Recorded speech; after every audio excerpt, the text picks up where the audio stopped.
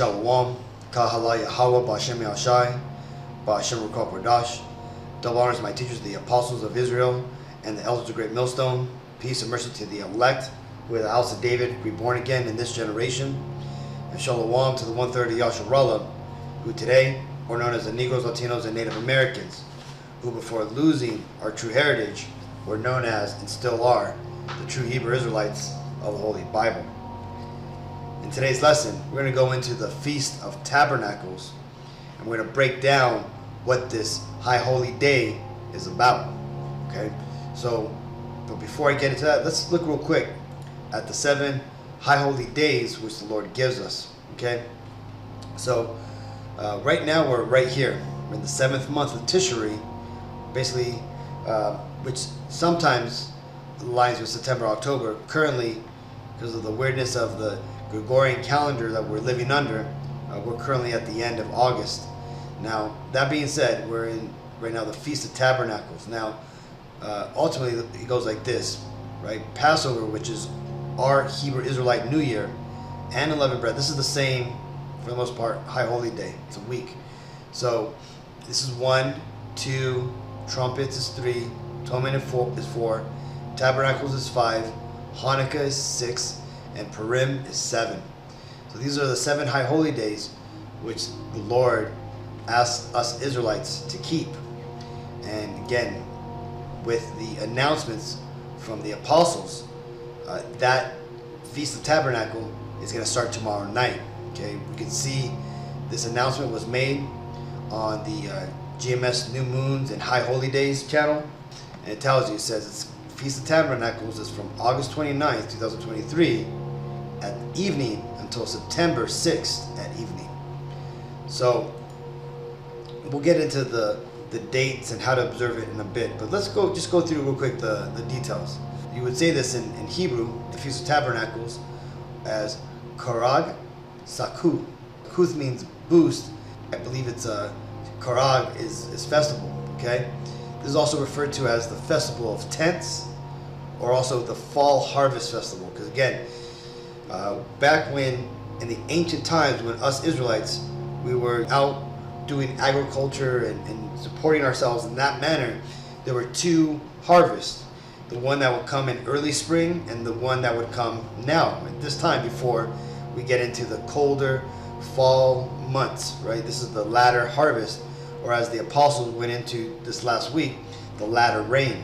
Okay, now, well, let's read this. It says, if it's a fall festival at the end of the harvest season, it commemorates the days when we lived in tents, zakuth, right? That's what tents are, booths, right? During the years of wandering in the wilderness after the exodus from Egypt, and to give thanks for the harvest. So back in the days when we were all living according to the way the Lord, laid us out in these tents in order, which let's go ahead and get that real quick. This is Numbers 24:2.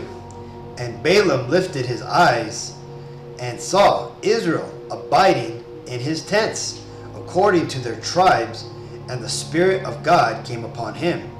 Now Balaam, that Moabite seer, he was on a mountain overlooking the Israelites when we were in the valley, because he was scoping us out, because he had a job to basically curse us, right? The king of Moab had hired him to curse us Israelites so we could get out of his land. Now, that being said, Balaam, he had noticed us when we were living in our tents, when we were in that time. And right here you could see kind of like a diagram of how we were laid out. You see the tabernacle here. Inside of here was the Ark of the Covenant, along with all the priestly attire and instruments. You have the brazen sea, the altar of fire for burnt sacrifices. Then you got the tribes, right? You have Judah, Issachar, Naphtali, Dan, Asher, Manasseh, Ephraim, Benjamin, Simeon, Reuben, Gad, Zebulon. And then you have the children. You have Aaron and his sons, and Moses, right? Along with Kohath and Merari, right? So, and Gerson over here.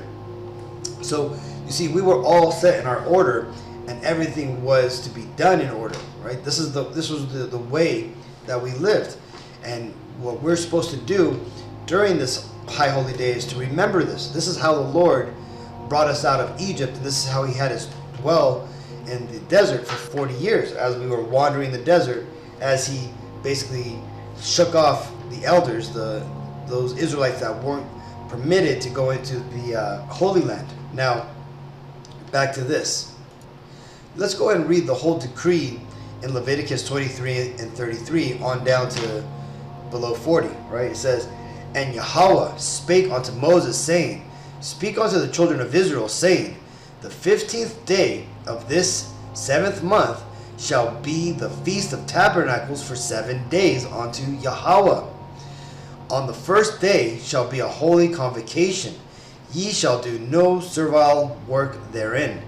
And that's because the first day of Tabernacle, let me zoom in here real quick. Because again, remember, the new moon was declared on August 15th, okay? And that right there was the new moon. Go on to the 7 days and the Sabbath. Now we're here, right, on Tishri 14th, or I should say Tishri 13th actually, right? We're on the August 28th, this is the 29th. So when the 29th comes in, right, because remember, this here is the 28th of night, right?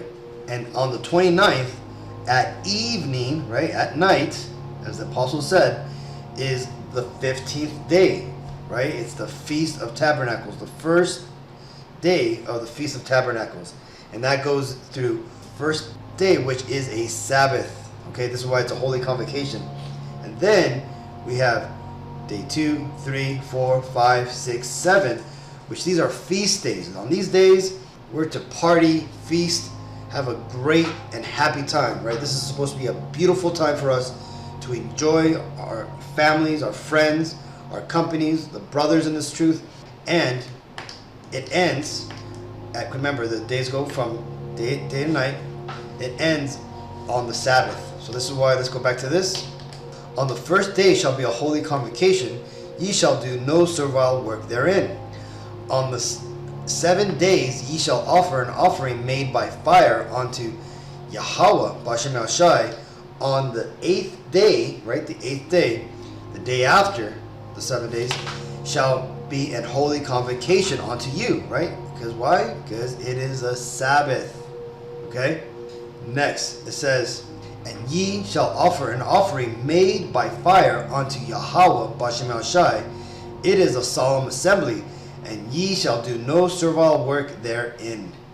Now, real quick, when it says here that you shall give burnt offering, right, an offering made by fire, remember, the law of sacrifice and burnt offerings is done away with. We no longer have to provide burnt offerings to the Lord. And that's because the Lord sent forward his Son to be that perfect sacrifice for us, who would take away the burden of making burnt offerings. Our offerings now are our belief and faith in the Lord. That spiritual offering that we give by believing in the Lord, worshiping him, that's our sacrifice. And that was the beautiful gift of the Messiah, who the world ignorantly calls Jesus Christ, whose true Hebrew name is Yahawashi. Okay, well, let's continue. "These are the feast of Yahawah, which ye shall proclaim to be holy convocations, to offer an offering made by fire unto Yahawah, a burnt offering and a meat offering, a sacrifice and drink offerings, everything upon his day. Besides the Sabbath of Yahawah, and besides your gifts, and besides all your vows, and besides all your freewill offerings, ye shall give unto Yahawah, Bashem Yahawashi, also in the 15th day of the 7th month, when ye have gathered in the fruit of the land, ye shall keep a feast unto Yahawah 7 days. On the first day shall be a Sabbath, and on the 8th day shall be a Sabbath. And ye shall take you on the first day the boughs of goodly trees, branches of palm trees, and the boughs of thick trees, and willows of the brook. And ye shall rejoice before Yahawah, Bashem Yahawashi, your power, 7 days. And 41. And ye shall keep it a feast unto Yahawah B'Shem Yahshai 7 days in the year. It shall be a statute forever in your generations. Ye shall celebrate it in the 7th month. Ye shall dwell in booths 7 days. All that are Israelites born shall dwell in booths, that your generations may know that I made the children of Israel to dwell in booths when I brought them out of the land of Egypt. I am Yahawah, your power.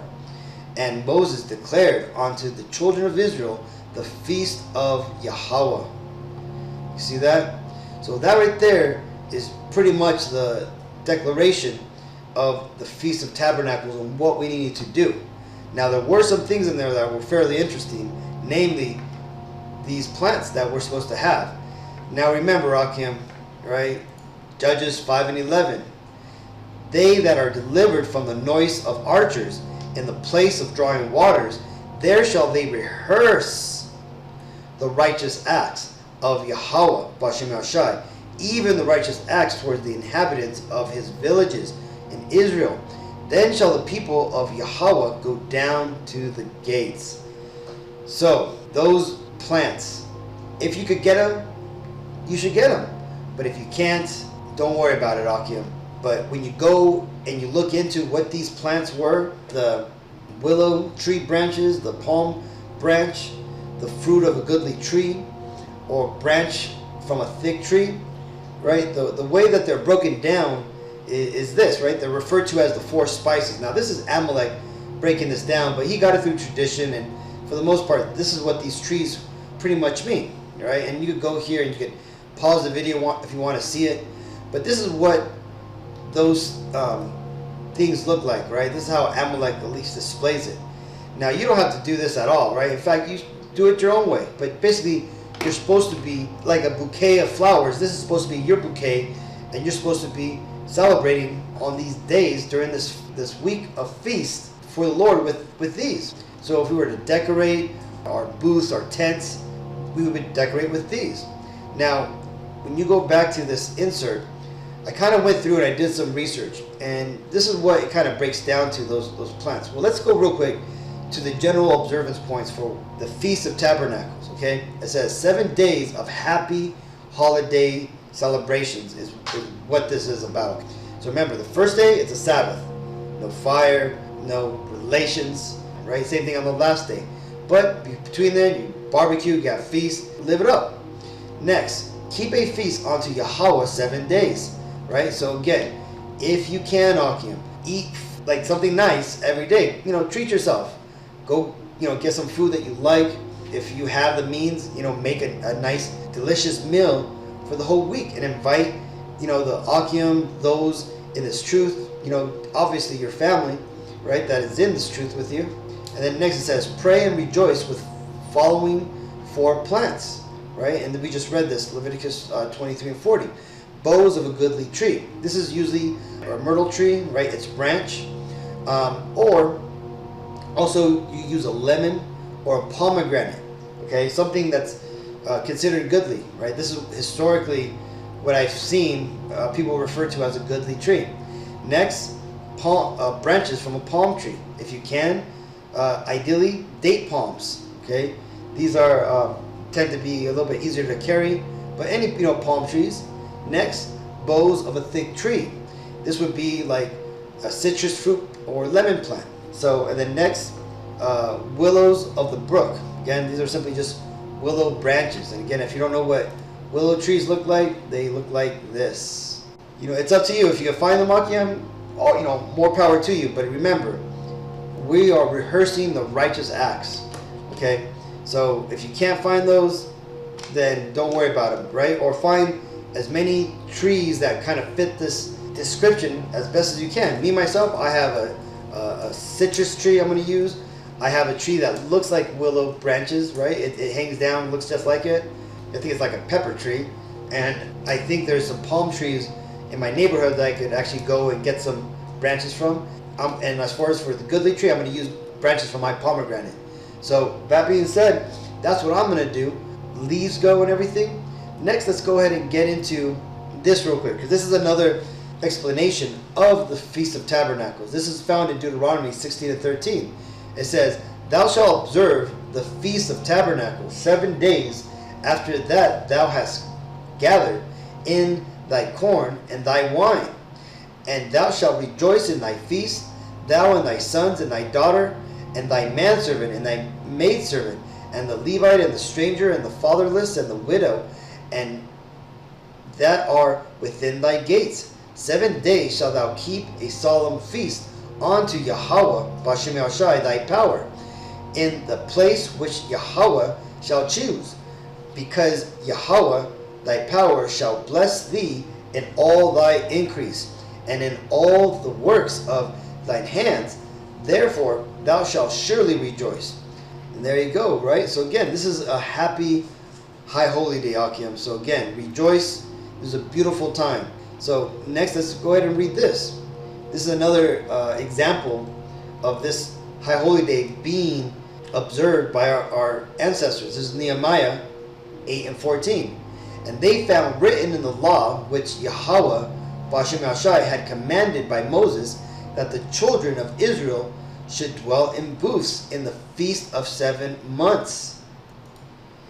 And verse 15, "And that they should publish and proclaim in all their cities and in Jerusalem, saying, Go forth onto the mount and fetch olive branches and pine branches and myrtle branches and palm branches and branches of thick trees, and make bows as it is written, or make booths as it is written."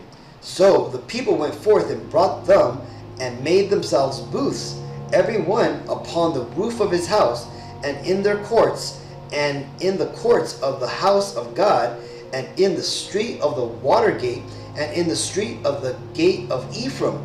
And all the congregation of them that were come again out of the captivity made booths, and sat under the booths, for since the days of Josiah the son of Nun unto that day had not the children of Israel done so, and there was very great gladness.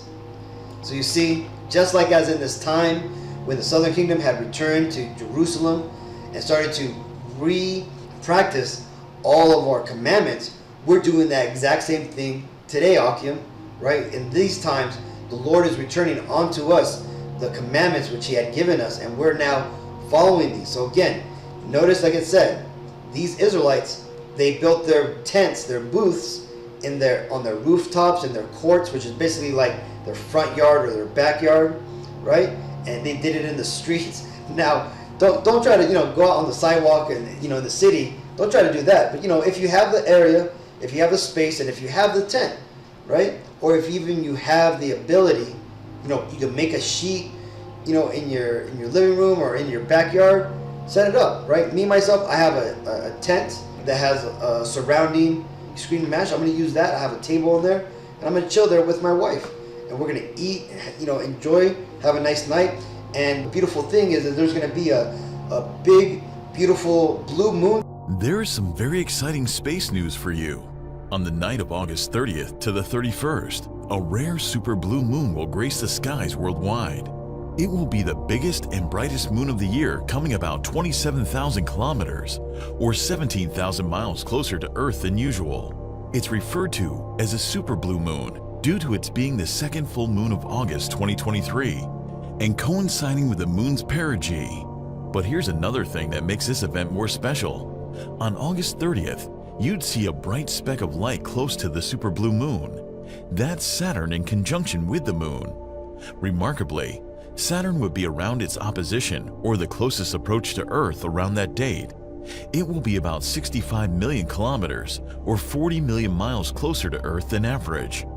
This means the end of August is the best time to see the planet with the naked eye, as it will reach its peak brightness. If you have a small telescope, you can even see its magnificent rings. So don't miss this spectacular cosmic show, and share this information so that everyone can know about it. Okay, that's another great view. It's going to be the largest moon of all the year, and that's one of the beautiful signs that the Lord is going to make for us on this special night. Like I said again, Akim, if you don't have plants. If you don't have a tent, don't worry about it. But try to make yourself a nice meal for this next week coming up. Treat yourself if you can. If you can't, reach out to a brother or reach out and the Lord will work what he can. But the point being, this is what the Feast of Tabernacles breaks down to. This is what the Bible explains. Now, let's go back real quick and look at Leviticus, the laws or the decree for the Feast of Tabernacles. Because like I said, the Messiah, when he gave up his life for us, he was that perfect offering for the burnt offering. Okay, we no longer have to do sacrificial offerings to the Lord. Now, one thing the Lord said here is that he would also want you to, it says, besides the Sabbath of Yahawah, and besides your gifts, and besides all your vows, and besides all your free will offerings, which ye give unto Yahawah, Bashem Yahawashi. This here is, for the most part, what I want to cover, right? Your vows and your free will offerings. So, what I like to do during this time is I'll go ahead and make a vow to the Lord that I'm going to study more, or I'm going to read more, or, you know, it's just something between me and the Lord. But I'm going to make a vow to him. Okay? Next, as far as for a free will offering, kind of like a spiritual sacrifice you're giving to the Lord, you should try to give up something for the week, or offer to do something, right? You're going to be nice to your parents, or you're going to, you know, be nice to something, or you're going to offer more time with the Akim, or something like that, right? You got to give, you know, give something up. Think of it kind of like the how Catholics use Lent, right? You got to, sometimes you give something up. Stop eating hamburgers for a week. I heard a brother say wearing hats for a week, you know, things like that. Something that you could do as a free will offering, and you do it to the Lord. Something to consider, Akim. But remember, ultimately, this is what the Feast of Tabernacles is. And hopefully I was able to break that down. And if you have any questions, go ahead and leave a message in the comments and I'll get back to you. But until then, happy Feast of Tabernacles. Hopefully you all can enjoy this upcoming week, and may your feast be plentiful. So until next time, I want to give all honor and glory and praises to Yahawah, Bashem Yahawashi, Bashem Qadash. Double honors my teachers, the apostles and elders of the great millstone. Peace and mercy to the elect. Shalom.